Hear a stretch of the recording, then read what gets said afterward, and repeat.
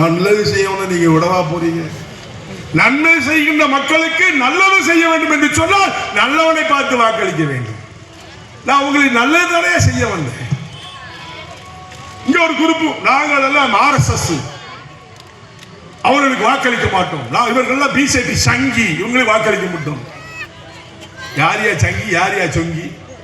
கோயில்ல சாமி கும்பிடுறோம் போறா சங்கின்னு சொன்னா நீ எதுக்கு மத்தவனுக்கு ஓடு போடுற?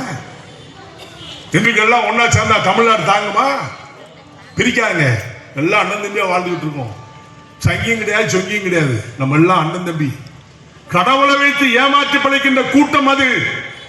இவர்கள்லாம் இந்துத்துவ கொள்கை படைத்தவர்கள்.